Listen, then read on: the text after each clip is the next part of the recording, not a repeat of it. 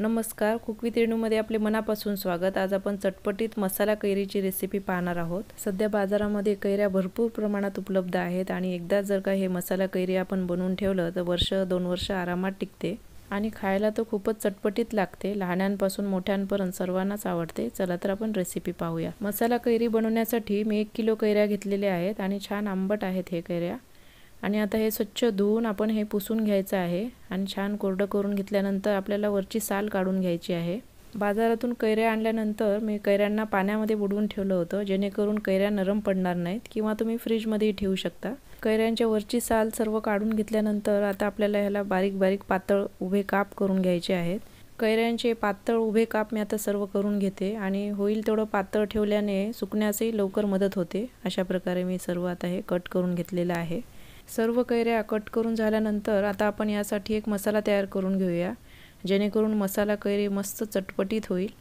आता मसाल्यासाठी मी 1 चमचा जिरा टाकून घेतलेला आहे, 1 चमचा आपल्याला काळी मिरी टाकून घ्यायचा आहे आणि चवीपुरता मी 2 चमचे साखर टाकलेला आहे आणि 1 ते 1.5 चमचा मी काळं मीठ टाकलेलं आहे आणि आपलं साधं मीठ 1 चमचा टाकलेलं आहे। आता हे एकदा मिक्सरला मी फिरून घेते।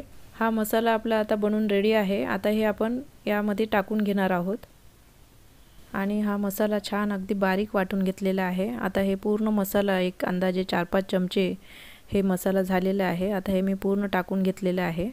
आता काश्मीरी लाल मिरची पावडर 2 चमचे मी टाकून घेतलेला आहे आणि 1 चमचा मी चाट मसाला टाकून घेतलेला आहे।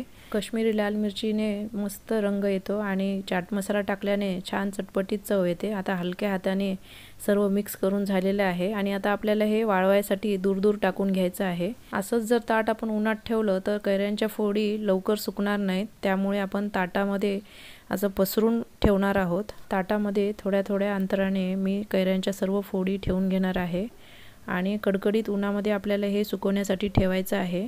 अंदाजे 1-2-3 दिवस तरी लागतात। 2 ताटांमध्ये मी असं कैऱ्यांच्या फोड्या पसरून घेतलेल्या आहेत आणि आता सुकल्यानंतर 2-3 दिवसामध्ये बघा मसाला कैरी आपली बनवून रेडी आहे आणि खायला मस्त चटपटीत लागते। सुकवताना आपण 2 ताटामध्ये वाळवलं होतं पण नंतर सुकल्यानंतर पहा एकच ताट झालेले आहे। एअरटाईट डब्यामध्ये आपल्याला ही मसाला कैरी स्टोर करून ठेवायचं आहे।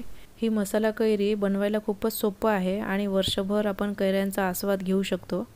तर ही मसाला कैरीची रेसिपी तुम्हाला आवडल्यास लाईक, शेअर, सबस्क्राईब करायला विसरू नका आणि रेसिपी पाहिल्याबद्दल खूप खूप मनापासून धन्यवाद।